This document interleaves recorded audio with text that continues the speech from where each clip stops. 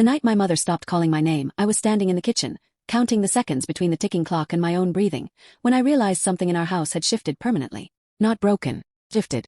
Like a floorboard that dips just enough to remind you it might give way someday. I was 19 then. Old enough to notice patterns. Young enough to still believe silence could be temporary. The house smelled like burnt onions and antiseptic. My stepmother's favorite mix. She said it made the place feel clean and lived in. To me, it smelled like something trying to cover up rot. The TV in the living room murmured the evening news, low volume, as if even it knew better than to speak too loudly here. "Dinner," my stepmother called, her voice smooth, almost kind. Almost. I didn't move immediately. I was staring at my phone, rereading a message from my mother that simply said, "I'll call you later." She never did. At the dining table, my father sat at the head, shoulders slumped, eyes glued to his plate like it held answers he refused to look up for. He hadn't looked at me properly in months. When he did, it was always brief, like eye contact burned. My younger brother, Daniel, sat to my left, tapping his fork against the plate in a nervous rhythm. He caught my eye and stopped. Daniel always stopped when I looked at him. He still cared then. That mattered later. I didn't know how much yet. My stepmother, Mara, placed the last dish down with deliberate grace. Chicken. No spices. She believed hunger should be grateful, not satisfied. "Sit," she said to me, already turning away, as if my presence was an inconvenience she tolerated rather than accepted. For a while we ate in silence. Forks scraping, plates clinking, the clock ticking louder than necessary. Then Mara sighed. It wasn't a tired sigh. It was theatrical. "I spoke to your father today," she said, folding her napkin carefully. "About certain behaviors." My chest tightened. Kept my eyes on my plate. "What behaviors?" my father asked, but his tone lacked curiosity. He already knew what she would say. He always did. Mara smiled faintly. "Disrespect. Laziness. That constant attitude." Her eyes slid to me. "This house has rules. Some people think they're optional." I felt the familiar heat rise behind my eyes. "If this is about the electricity bill, it's about your existence," she snapped, the mask slipping for half a second. Then it was back. Controlled. "You come in late. You don't explain yourself. You act like this family owes you something." I looked at my father. "Do you really think that?" He didn't answer.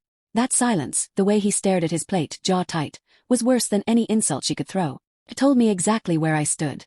Or rather, where I no longer did. Daniel shifted beside me. "She works late, Dad. You know that." Mara's eyes flashed. "No one asked you. I'm just saying." "Enough," my father muttered, finally looking up.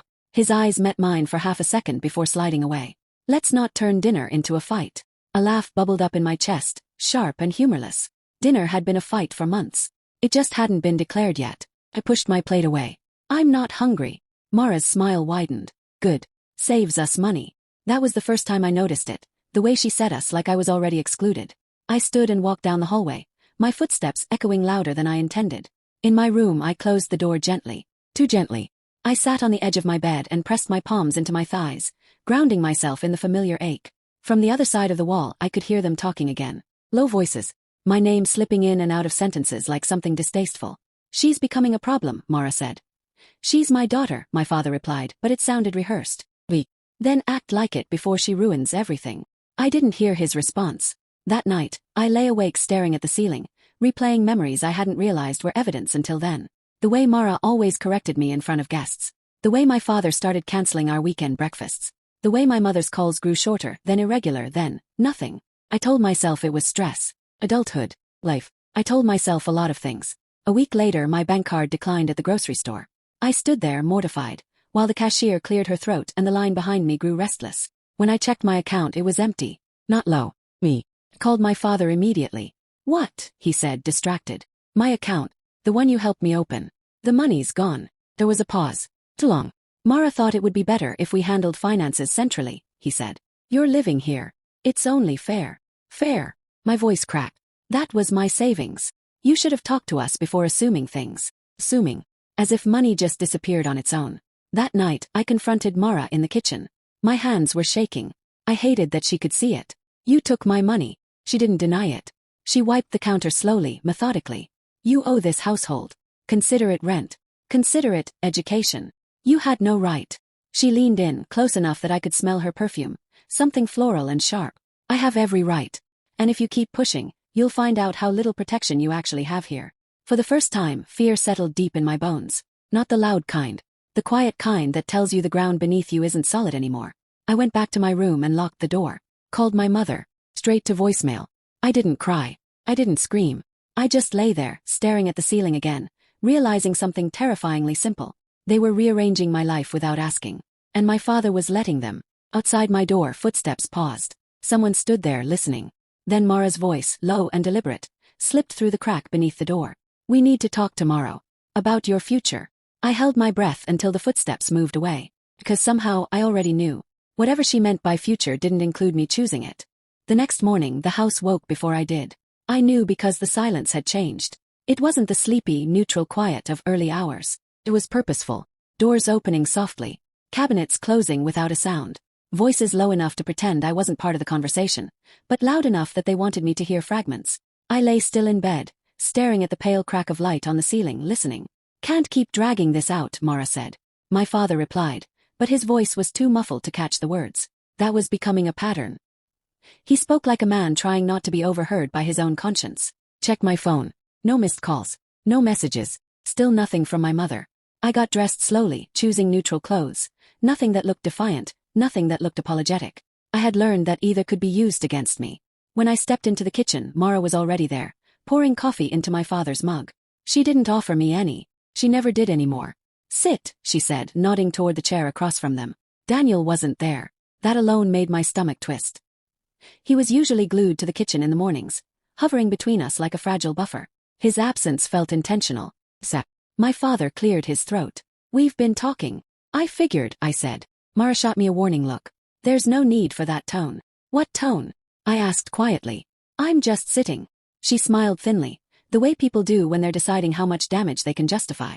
We think it's time you learned some independence. There it was. The word she loved to weaponize. Meaning. Yes. My father folded his hands together. He still couldn't meet my eyes. You've been restless, uncooperative. This environment doesn't seem to be helping you grow. I let out a slow breath through my nose. So what are you saying? Mara leaned back in her chair, crossing her legs. We've found a place for you. Temporary. Until you get yourself together. Cold wave rolled through me. What place? A shared apartment, she said smoothly. On the other side of the city. Affordable. Modest. Appropriate. I stared at her. You already found a place. Yes. You didn't think to tell me. We're telling you now. My father finally looked up then, eyes rimmed red like he hadn't slept. It's for the best, he said, voice cracking slightly. You can't stay here forever. I wanted to scream that I wasn't trying to. I wanted to ask him when forever had quietly turned into now.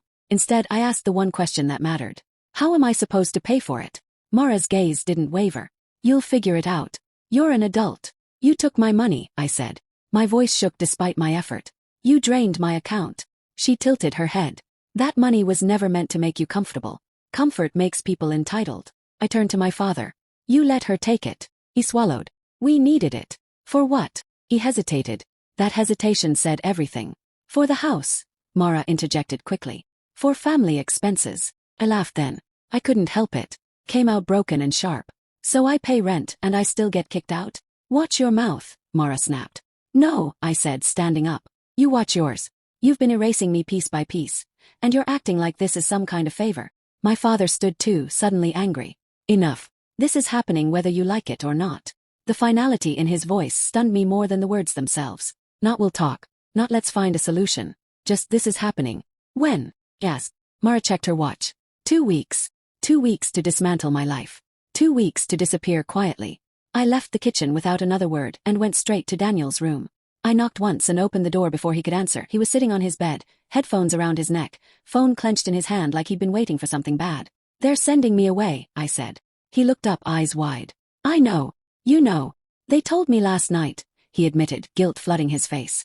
They said not to tell you. That it would upset you. I sat beside him, suddenly exhausted. How long have they been planning this? He hesitated. Since before the money thing. My heart dropped. So the account wasn't about bills. Daniel shook his head. Mara said if you had savings, you'd fight leaving. That sentence lodged itself inside my chest like a blade. They've been preparing, I whispered. For months. He nodded, tears brimming. I tried to talk to Dad. He said it was complicated. Complicated. Another word people used when they didn't want to say cowardice. That afternoon, I went through my things and noticed what else had quietly vanished. Documents missing from my drawer. My birth certificate. My social security card. Things you don't notice until they're gone. And until you need them. I confronted Mara again. She didn't even pretend this time. Those are important. You lose things. I didn't lose them, I said. You took them. She stepped closer, lowering her voice. You should be careful. Accusing people without proof makes you look unstable. Unstable. That was new. And deliberate. That night, I overheard my father on the phone. He was pacing the living room, whispering urgently. Yes. Yes, she doesn't know yet. No, I'll handle it. I promise. When he noticed me standing in the hallway, he froze. Who were you talking to? Asked. No one, he said too quickly. Go to bed. I didn't. Instead, I sat in the dark of my room, piecing together the pattern I'd been too afraid to name. The isolation, the money, the missing documents, the careful language about my behavior. They weren't just pushing me out. They were rewriting the story of who I was. So if I resisted, I'd look like the problem. Around midnight, my phone buzzed. A message from an unknown number. She doesn't know what they're doing to you. If you don't act soon, you won't recognize your own life. My hands trembled as I stared at the screen. Before I could reply, another message came through. Trust no one in that house. Then the number went silent.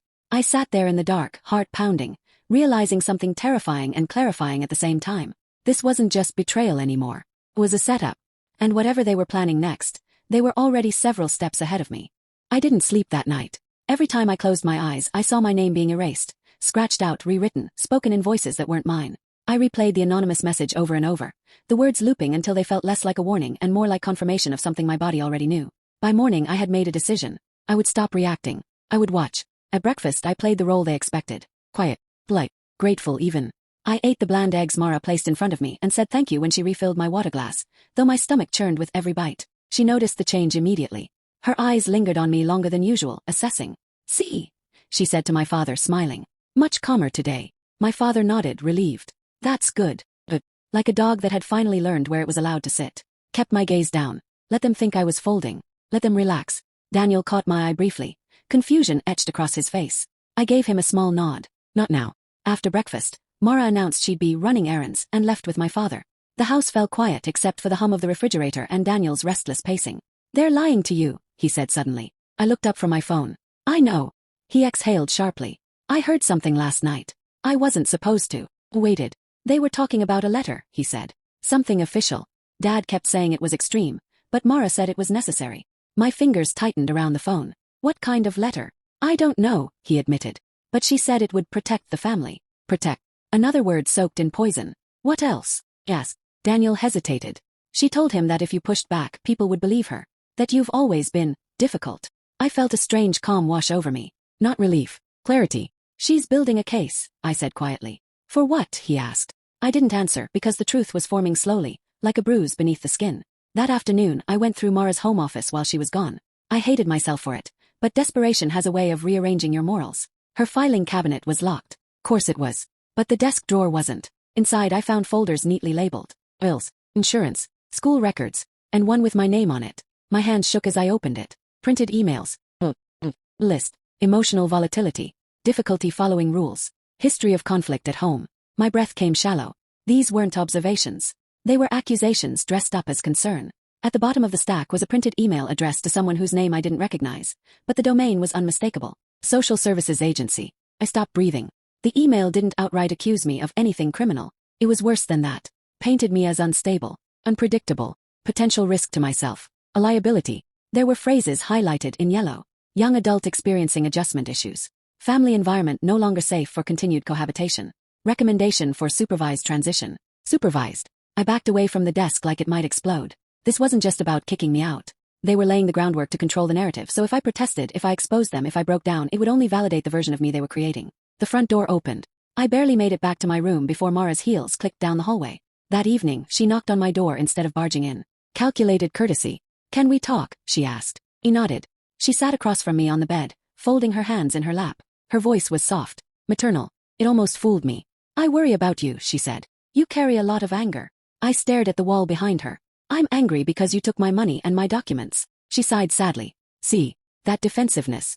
It's exactly what I mean. I looked at her then. Really looked. The way her eyes never softened, even when her voice did. What letter are you planning to send? Asked. Her expression didn't change, but something in the air did. I don't know what you're talking about, she said calmly. Social services, I replied. The supervised transition. Beep. Then she smiled. I was hoping you'd come around on your own, she said. But I suppose this is fine too. My skin prickled. You're trying to institutionalize me. Don't be dramatic, she said gently.